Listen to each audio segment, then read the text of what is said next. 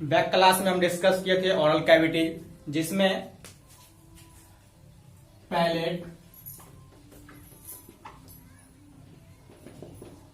टंग और टीथ देख चुके थे। यानी कि ओरल कैविटी मेरा कंप्लीट था।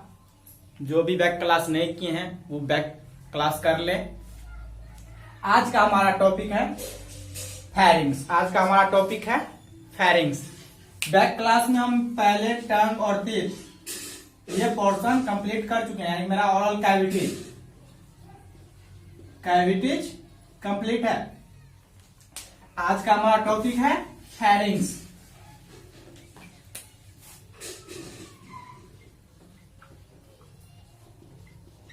क्या आज का हमारा टॉपिक फेरिंग्स। तो फेरिंग्स का स्ट्रक्चर हम पीछे भी ड्रॉ कर चुके हैं। तो फेरिंग्स के स्ट्रक्चर ड्रॉ करने से पहले कुछ पॉइंट देखते हैं। पहले कि ये जो है फनेल शेप स्ट्रक्चर है। It is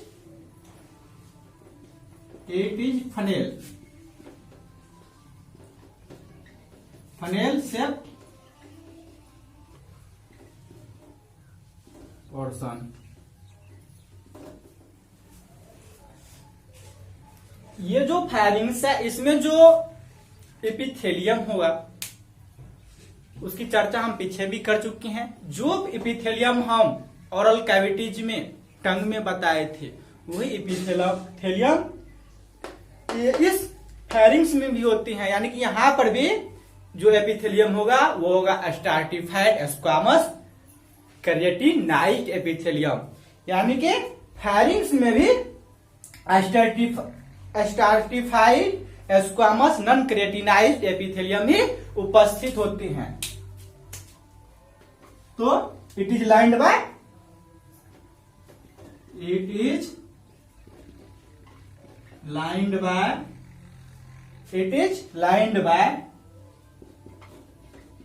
stratified squamous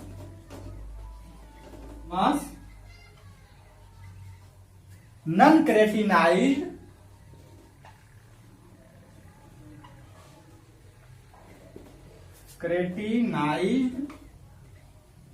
epithelium.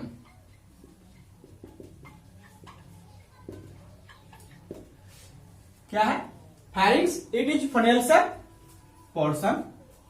और इसमें जो एपिथेलियम होगा, इसमें जो लाइन है एपिथेलियम का होगा वो है stratified squamous non keratinized epithelium. यानी कि हम देखें कि माउथ में टंग बताए वहां पर भी यही एपिथेलियम था, नॉन क्रेटिनाइज्ड स्क्वामस स्ट्राटिफाइड एपिथेलियम ही था। और फेरिंग्स में भी देख रहे हैं। तो एक चीज याद रखना है, नोट पॉइंट एक याद रखना है कि नेचुरल ओपनिंग जो भी है, नेचुरल ओपनिंग जितने भी हैं उसमें जो एपिथेलियम होगा, उसमें जो एपिथेलियम लैंड करेगा वो होगा stratified squamous non keratinized epithelium. यानी कि नेचुरल ओपनिंग की जहां बात आए तो जहां पर भी नेचुरल ओपनिंग हम देखेंगे, चाहे वो माउथ हो, एनस का टर्मिनल पोर्शन हो, चाहे वेजिना हो, चाहे यूरेथ्रा का आखिरी हिस्सा हो, जो भी नेचुरल ओपनिंग है तो वहां पे जब एपिथेलियम की बात आएगी तो वो होगा stratified squamous non keratinized epithelium. इस पॉइंट को हमेशा याद रखना है। तो माउथ में भी यही एपिथेलियम था और फेरिंग्स में भी यही एपिथेलियम है। अब इसके हम स्ट्रक्चर की बात करते हैं। तो पीछे भी हम एक स्ट्रक्चर ड्रॉ किए थे। आज इसका हम एक स्ट्रक्चर ड्रॉ करके देखते हैं कि फेरिंग्स क्या है।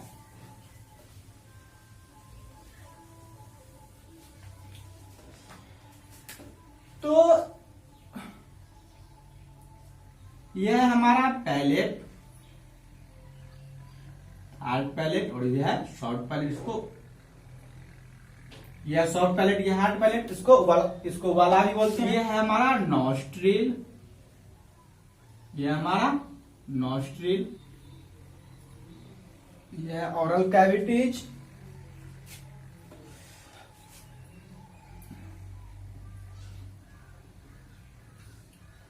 और ये नीचे वाला पोर्शन है मेरा फेरिंग्स, और ये मेरा नीचे वाला पोर्शन है फेरिंग्स। तो फेरिंग्स को 3 पार्ट में डिवाइड किया गया है। पैलेट से ऊपर वाले पोर्शन, पैलेट से ऊपर वाले पोर्शन इसको बोलते हैं नेजोफैरिंग्स, इसको बोलते हैं नेजोफैरिंग्स, और पैलेट के नीचे वाले पोर्शन को बोलते हैं ओरोफैरिंग्स। पैलेट बताए थे कि ये ओरल कैविटीज को 2 पार्ट में डिवाइड करता है। तो पैलेट के ऊपर वाले भाग जो होंगे उसको बोलते हैं नेजोफैरिंग्स, और पैलेट के नीचे वाले पार्ट को ओरोफैरिंग्स, और सबसे नीचे वाले पार्ट को बोलते हैं लैरिंजोफैरिंग्स। ये जो हमारा हिस्सा है ये है नेजोफैरिंग्स,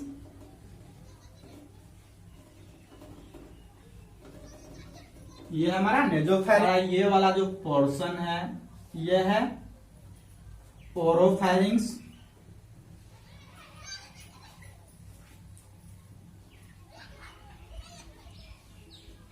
ओरोफैरिंग्स।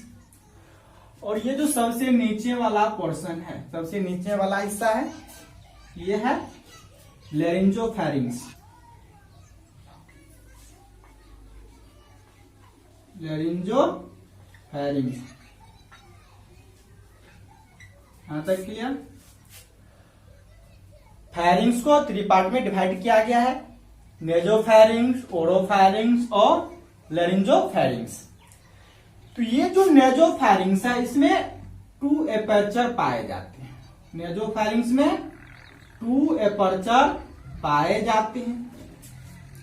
एक है इंटरनल नोस्ट्रिल, इंटरनल नेजर या नोस्ट्रिल, इसको बोलते हैं इंटरनल, ये हमारा इंटरनल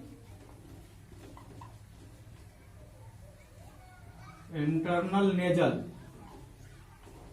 या नोस्ट्रिल, इंटरनल नेजल या नोस्ट्रिल। एक है एपर्चर ऑफ यूस्ट्रेटियन ट्यूब, और ये है मेरा aperture of Eustachian tube.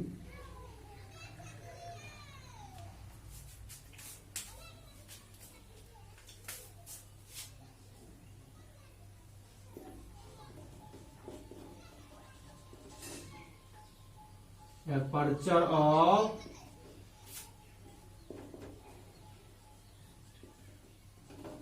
Eustachian tube. Clear. ये जो एपर्चर ऑफ यूस्टेशियन ट्यूब है यह मिडिल ईयर के बोन से कनेक्ट होते हैं, मिडिल ईयर के बोन से कनेक्ट होते हैं। यहां तक क्लियर। यहाँ पे 2 एपर्चर पाए जाते हैं, इसको बोलते हैं गैलेट,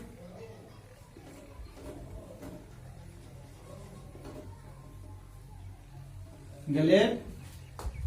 ये गैलेट जो है कंटिन्यू इसोफेगस बनाते हैं, जो आगे चलकर इसोफेगस बनाते हैं, इसोफेगस, इसोफेगस बनाते हैं। और ये है, इसके ऊपर एक स्ट्रक्चर पाया जाता है जिसको बोलते हैं एपिग्लोटिड्स, ये है हमारा एपिग्लोटिड्स। और ये एपर्चर कंटिन्यू लैरिंग्स से होते हुए ट्रेकिया का निर्माण करता है, और ये ट्रेकिया है मेरा, ये हमारा ट्रेकिया।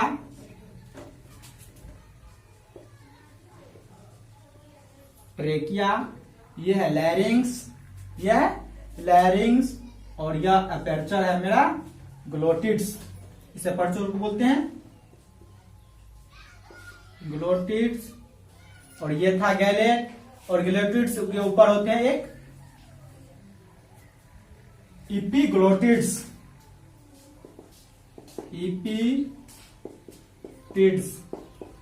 एपिग्लोटिड्स। तो ये था हमारा फैरिंग्स। तो फैरिंग्स के कुछ 3 पार्ट में डिवाइड किए हैं। एक नेजोफैरिंग्स जो पैलेट से ऊपर वाले पोर्शन थे जो नोस्ट्रल पार्ट में होते हैं, उसमें टू एपर्चर होते हैं, एक इंटरनल नेजल या नोस्ट्रिल और दूसरा एपर्चर होता है एपर्चर ऑफ यूस्टेशियन ट्यूब जो मिडिल ईयर के बोन से कनेक्ट होते हैं। और उसके बाद एक होता है ओरोफैरिंग्स, ओरोफैरिंग्स और सबसे नीचे वाले पोर्शन को बोलते हैं लेरिंजोफैरिंग्स, लेरिंजोफैरिंग्स। और यहाँ पे देखिए कि यहाँ पे दो एपर्चर पाए जाते हैं, एक ग्लेट और एक ग्लोटिड्स। तो ग्लेट जो है वो कंटिन्यू इसोफेगस का निर्माण करते हैं या कंटिन्यू एसोफेगस का निर्माण करते हैं और ये जो ग्लोटिड्स था वो कंटिन्यू लैरिंग्स का निर्माण करते हुए ट्रेकिया बनाता है। यह हमारा ट्रेकिया, यह लैरिंग्स और यह था ग्लोटिड्स। और ग्लोटिड्स के ऊपर में एक स्ट्रक्चर पाए जाते हैं जिसको हम बोलते हैं इपीग्लोटिड्स। तो यह है हमारा फेरिंग्स। क्लियर? अब एक क्वेश्चन आता है वाल्डेयर रिंग्स। तो वाल्डेयर रिंग्स क्या है?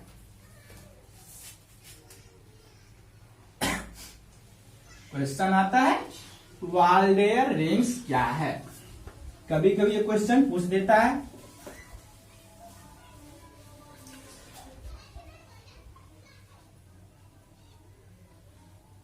Waldeyer ring. तो ये वाल्डेयर्स रिंग क्या होते हैं? वाल्डेयर्स रिंग क्या होते हैं? तो हमारे ओरल कैविटीज और फेरिंग्स के जो लिम्फेटिक टिश्यू होते हैं, वो एक माइनर रिंग लाइक स्ट्रक्चर का निर्माण करते हैं। जो एक रिंग लाइक मैनर का निर्माण करते हैं उसे हम बोलते हैं वाल्डेयर्स रिंग। तो इसका हम डिफिनेशन दे सकते हैं, lymphatic tissue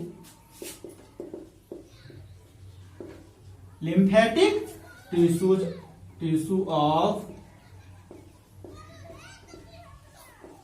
pharynx and oral cavities are arranged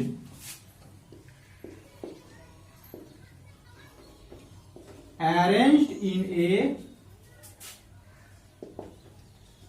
ring like manner। ये वाल्डेयर रिंग कोई एक्चुअली रिंग नहीं होते हैं। ये वाल्डेयर रिंग कोई एक्चुअली रिंग नहीं होते। ये क्या है? लिम्फेटिक टिश्यू होते हैं जो फेरिंग्स और ओरल कैविटीज में पाए जाते हैं। यानी ओरल कैविटीज और फेरिंग्स में पाए जाने वाले लिम्फेटिक टिश्यू है। ये टिश्यू क्या होते हैं? ये जो अरेंज्ड होते हैं वो एक रिंग लाइक होता है, रिंग लाइक स्ट्रक्चर का निर्माण कर लेते हैं जिसको हम बोलते हैं वाल्डेयर रिंग। तो ये स्ट्रक्चर इसका कैसा होता है उसको हम देखते हैं एक बार। तो ये था हमारा definition, lymphatic tissue of pharynx and oral cavities are arranged in a ring like manner collectively as Waldeyer's ring. तो ये जो वाल्डेयर्स रिंग है उसका हम स्ट्रक्चर ड्रॉ करने की कोशिश करते हैं। तो मान लीजिए ये हमारा है वाल्डेयर्स रिंग।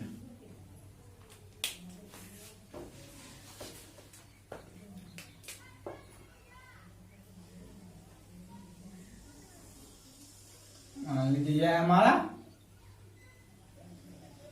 Waldeyer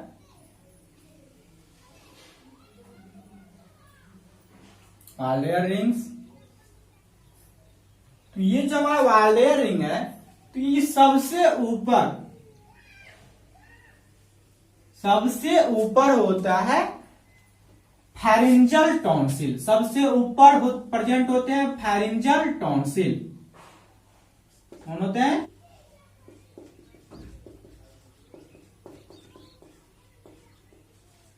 pharyngeal tonsil. सबसे ऊपर होते हैं फेरिंजियल टॉन्सिल और सबसे नीचे यहां होते हैं lingual tonsil. Lingual tonsil.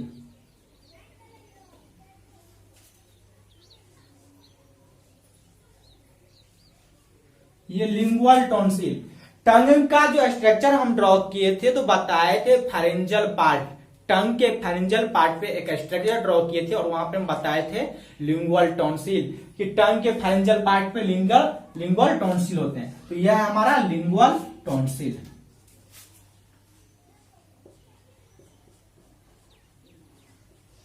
Lingual tonsil, यहां तक क्लियर।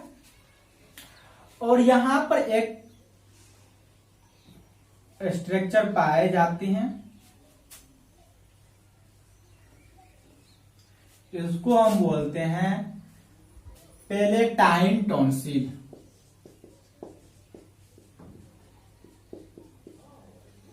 पैलेटाइन टॉन्सिल, यहां तक क्लियर।